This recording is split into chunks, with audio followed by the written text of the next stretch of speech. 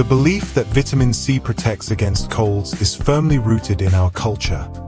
However, scientific facts tell a different story. While ascorbic acid is essential for our immune defenses, numerous studies prove that regular intake does not help the average individual evade a typical infection. Only among elite athletes or those working under conditions of extreme cold does it show a marginal reduction in the duration of illness. To label it an antiviral weapon would be simply incorrect. Viruses are frequently confused with bacteria, with the latter often mistakenly categorized into binary groups of harmful or beneficial. Reality is far more complex. The role of a microorganism depends on its quantity, its location within the body, and one's overall state of health. For instance, the intestinal microbe Escherichia coli is indispensable for digestion, as long as it remains in the gut. Should it migrate to other organs, however, it immediately triggers inflammation. We tend to approach treatment with the mindset of the fewer chemicals, the better, discontinuing antibiotics as soon as an improvement is felt. This attitude is a dangerous misconception and a direct path to the emergence of superbugs. If therapy is cut short, the weaker germs perish, while the most resilient survive, mutate, and develop immunity to the drug. Consequently, medication must be taken with absolute precision, exactly as prescribed by a doctor. At the same time, we must not forget that many microbes are loyal allies. They assist us in nutrient absorption and are vital in producing staples like yogurt and cheese. In nature, their populations are kept in check by specialized viruses that effectively devour these tiny organisms. In the world's oceans, they destroy up to 40% of the bacterial population daily, maintaining the ecosystem's balance. Modern research now views these agents as a highly effective alternative to traditional antibiotics. Yet, there are times when medicine proves powerless, specifically when a virus doesn't eliminate a bacterium, but transforms it into a monster. Consider cholera. On its own, the Vibrio is relatively harmless. But if two specific viral strains infiltrate the pathogen with their genetic material, it begins producing lethal toxins and attacking the human body. In this narrative, the bacterium is, in fact, the first victim.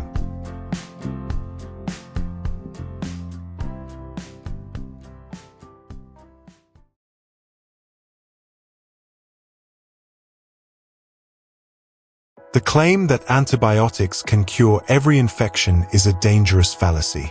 These medications work exclusively against bacteria, yet are utterly powerless against viruses like the flu or COVID-19. Their mechanism of action is straightforward. They attack specific targets, such as microbial cell walls. Viral agents simply do not possess these structures. Consequently, taking penicillin or similar drugs for a common cold is like trying to extinguish a fire with gasoline. It doesn't harm the pathogen, but it deals a devastating blow to your gut flora. Are all microbes dangerous? In reality, only a tiny fraction of germs cause disease. Trillions of these organisms inhabit our bodies, both inside and out. They assist with digestion, produce essential vitamins, and train the immune system. This is our microbiome, an invisible, yet indispensable ally. There is a widespread belief that a single bout of illness provides lifelong protection, but that is only partially true. Many contagions, such as influenza or coronaviruses, are in a state of constant mutation, meaning we can be reinfected time and again. On a more fascinating note, bacteria can actually talk to one another. They exchange electrical signals and chemical messages, a phenomenon known as quorum sensing. This allows them to gauge the density of their population and swap useful traits, such as resistance to drugs. The sheer scale of this microscopic realm is staggering.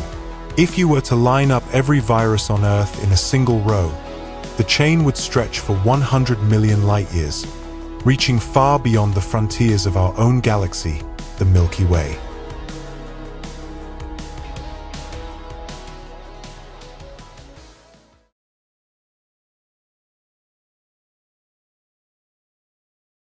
The myth of E. coli as a life-threatening danger stems from a common misconception. While pathogenic strains certainly exist, the vast majority of these bacteria are our loyal allies. They inhabit the gut, synthesize vital vitamins, and keep us alive. Without this intricate microcosm, human existence would simply be impossible. Incidentally, the total mass of microorganisms in your body tips the scales at around 2 to 3 kilograms. Previously, it was assumed they outnumbered our own cells 10 to 1. However, modern calculations reveal a nearly balanced ratio. Does this mean absolute sterility is the secret to well-being? Quite the opposite. Fanatical hygiene can actually cause harm. Our immune defenses require regular training. According to the hygiene hypothesis, children raised in clinically pure environments are more prone to allergies and autoimmune disorders. Daily exposure to harmless germs is therefore a fundamental prerequisite for a robust protective network. Strong resistance doesn't instantly neutralize every virus. It provides the optimal safeguard, yet against certain adversaries, the organism must first learn to forge the appropriate keys in the form of antibodies. There are, nonetheless, treacherous exceptions. HIV attacks the defense mechanism directly, while herpes can lurk within cells for years, only becoming active when our immunity is compromised. And what about face coverings? An influenza pathogen measures a mere 80 to 120 nanometers across, meaning it is indeed smaller than the pores of standard fabrics, allowing it to pass through the material unimpeded. However, viruses don't travel solo. They hitch a ride on droplets of saliva and respiratory secretions. It is precisely these particles that a mask intercepts, which is crucial when they are being expelled by an unwell individual.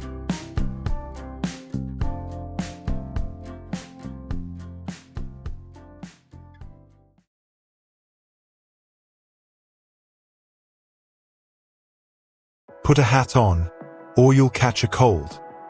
Sound familiar? Behind this myth lies the fear that freezing weather and biting winds alone could knock us sideways. In reality, however, the root cause of an ailment is always a virus or bacterium, never the mere air temperature. But why do we succumb so frequently during winter? This is where the chill plays an indirect role. At low temperatures, the vessels in our mucous membranes constrict, blood flow drops, and local immune defenses are weakened. As these barriers dry out, it becomes far easier for pathogens to invade the body. Compounding the issue, we retreat indoors, air out rooms less often, and huddle closer together, which massively increases the risk of contagion. If, however, food hits the floor, the item's moisture primarily dictates the level of danger. A dry cracker or biscuit picks up significantly fewer germs than a sticky sweet, a watery slice of melon, or a piece of buttered bread. Liquid serves as the ideal transport medium for microbes. Surprisingly, an ordinary carpet often transfers less dirt than smooth tiles or laminate flooring. The pile traps microscopic organisms deep down, meaning that, mechanically speaking, they cannot latch onto your snack as quickly. The lifespan of a bug also depends heavily on the surface it lands on. On plastic, the flu strain remains active for up to 72 hours, whereas on clothing, it perishes in under 12. But there is no need to panic.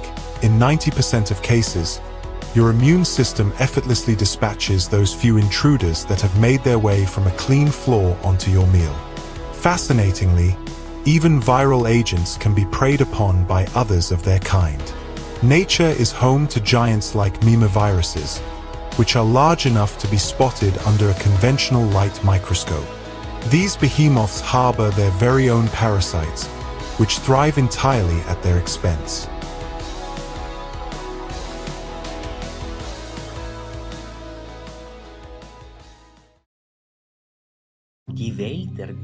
The world of microorganisms is steeped in mystery, so it's hardly surprising that so many legends surround these invisible entities.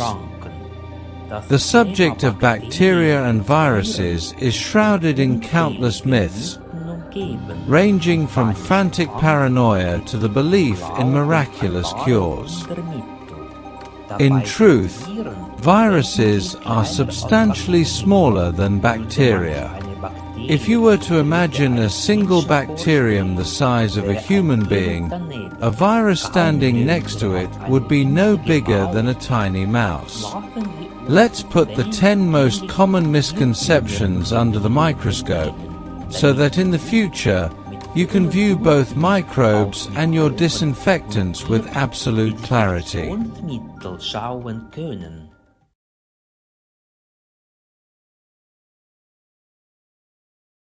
In reality, the belief in the superiority of antibacterial products is not only false, it can actually be harmful. Standard soap is by no means less capable. Its primary purpose isn't to kill every germ instantly, but to physically rupture their protective membranes, allowing the water to simply flush them away. Special additives for commonplace use are, for the most part, unnecessary. Such agents radically destroy everything in their path, including the beneficial flora on our skin. Even more troubling, they encourage the rise of so-called superbugs that are resistant to antiseptics. For everyday life, the classic cleaning method is 100% effective. When it comes to hand sanitizers, they certainly have their place. Although they eliminate many pathogens rapidly, they are powerless against grime and certain resilient viruses like norovirus. While clinical disinfection remains a vital tool in medicine, thorough washing is perfectly sufficient under normal circumstances. The secret lies in the correct technique. You should lather your hands for at least 20 seconds, roughly the time it takes to sing Happy Birthday twice. A quick rinse and go approach achieves nothing at all. Interestingly, a very similar fallacy exists regarding our food. There is a widespread view that probiotics from yogurt or kefir permanently colonize our gut. Although fermented dairy products are undeniably healthy, most of the microscopic inhabitants they contain never actually move in for good. They merely provide temporary support for as long as you consume them. The bottom line is simple. For daily hygiene, you can reach for ordinary soap with total peace of mind. The mechanical removal of bacteria and viruses is just as effective as a chemical attack, and remains absolutely safe for your precious microbiome.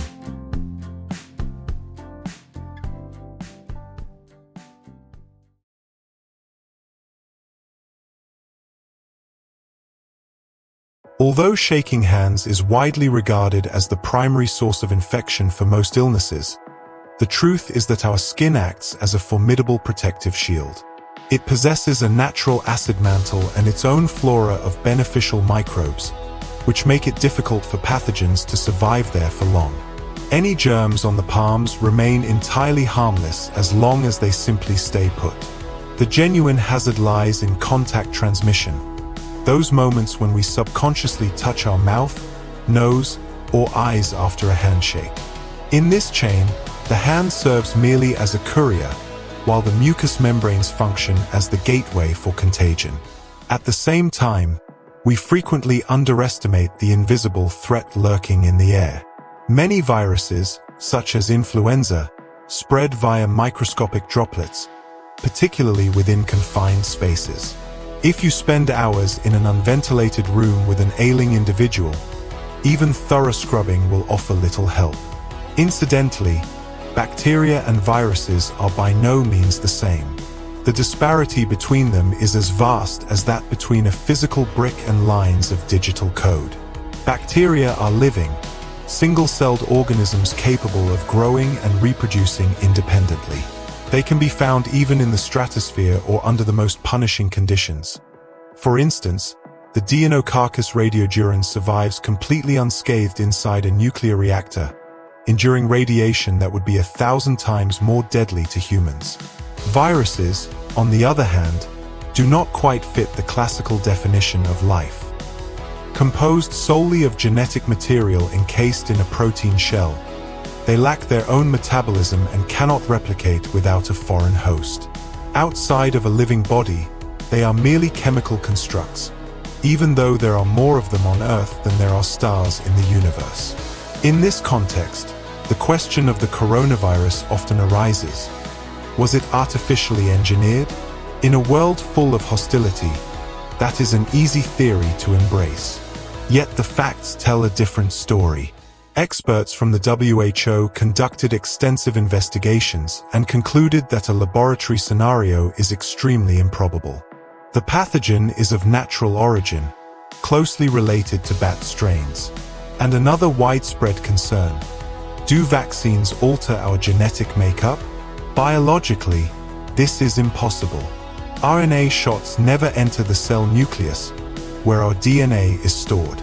They simply prime the immune system before being entirely broken down by the organism.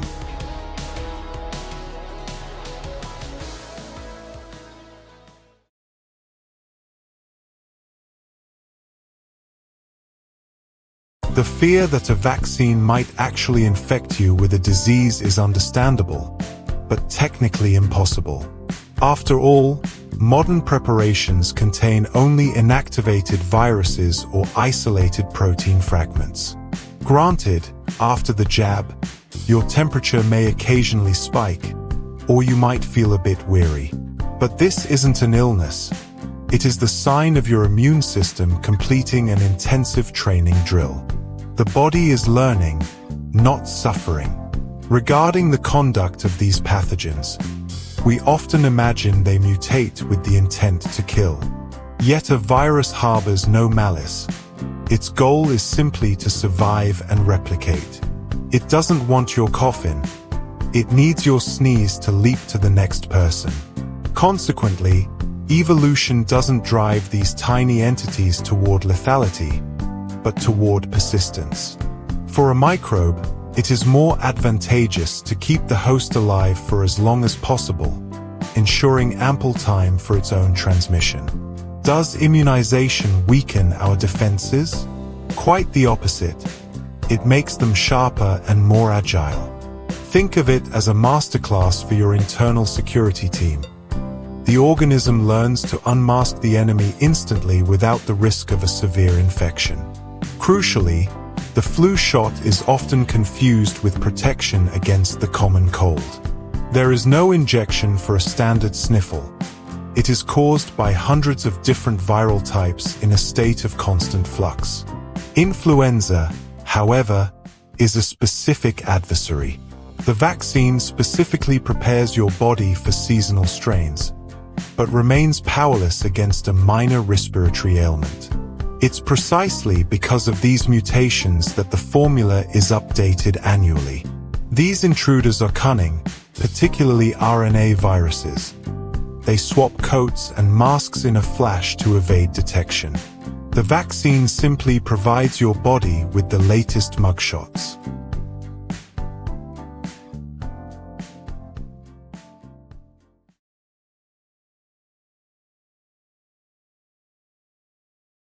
The conviction that a cleaning agent is healthier the more effectively it works, and the more frequently it is used, compels us to transform our homes into something akin to an operating theater. In reality, however, this fanatical sterility deprives our immune system of its natural training. Without exposure to ordinary household microbes, the body's internal defenses begin to strike out indiscriminately, triggering allergies and asthma. Furthermore, when 99.9% of all microorganisms are annihilated, it is ironically the most resilient that survive. In the absence of competition, these superbugs proliferate rapidly and become impervious to household chemicals. One must also not overlook the harm caused by the vapors themselves. An aggressive cocktail of chlorine and fragrances often irritates mucous membranes far more than the very dust we so fiercely battle. An overabundance of antibacterial substances disrupts the delicate balance of beneficial microflora within the residence and promotes the emergence of resistant strains. It is also crucial to bear in mind that viruses cannot persist on surfaces indefinitely. Outside a host organism, they are exceptionally vulnerable. Depending on the type of pathogen and the material, they retain activity for only a few hours to a couple of days. After that, their protective envelope simply disintegrates, and they lose their infectious capacity. Similarly, attempting to purge a contagion from the inside out using alcohol is entirely pointless. A shot of vodka won't sanitize internal organs, as the spirit is instantly diluted and metabolized in the stomach. The concentration required to neutralize viral particles in the bloodstream would be quite simply lethal to a human being. On the contrary, excessive consumption only further undermines our protective response, leaving us even more susceptible to disease.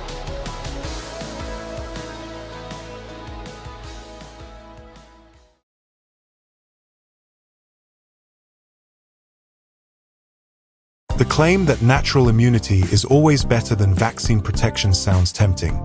Yet the price for this natural defense can be disproportionately high. A vaccination acts like a composite sketch of a perpetrator. It familiarizes your immune system with the pathogen in advance, teaching it how to recognize the threat. This way, the organism is spared the agony of the actual illness and the risk of potential organ damage. Speaking of safeguards, a body temperature between 37 and 38 degrees, or around 98 to 100 degrees Fahrenheit, is not an enemy, but an ally. By raising the heat, the system creates conditions that make survival difficult for microbes, signaling to our internal defenses, time to get to work. At 37.5 degrees, or roughly 100 degrees Fahrenheit, don't be too quick to reach for fever reducers. Give your physical self the chance to fight the battle on its own. However, should the mercury continue to climb or the fever persist, professional medical advice is essential. Cold, on the other hand, does not kill off viruses and bacteria, contrary to popular belief. Frost outdoors or in the freezer merely slows their reproduction, placing these microorganisms into a state of hibernation. As soon as conditions warm, they instantly awaken to new life. To truly eliminate pathogens, one requires either specialized chemicals or intense heat, such as boiling.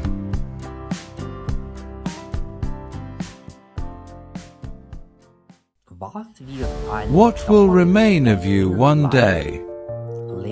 Merely a cold headstone and a brief obituary in the local paper. Your unique life story deserves far more than that.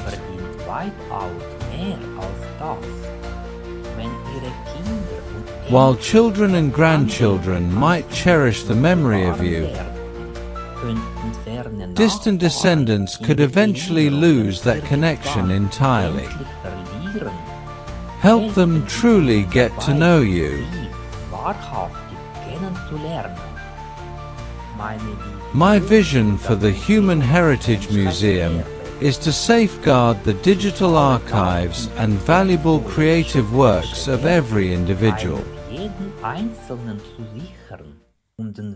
To honor the value of every life lived, a dedicated museum branch should be established in every locality, equipped with the personal archives of its residents. In doing so, humanity extends a hand to those yet to come, allowing them to explore their own roots. Simultaneously, we gain the tangible hope of securing a permanent place in history. In my book, Human Heritage Museum, Foundations, I outline in greater detail how we can immortalize ourselves across the centuries. You deserve to be remembered. I would be deeply grateful for your support in establishing this institution. Further details can be found on our website.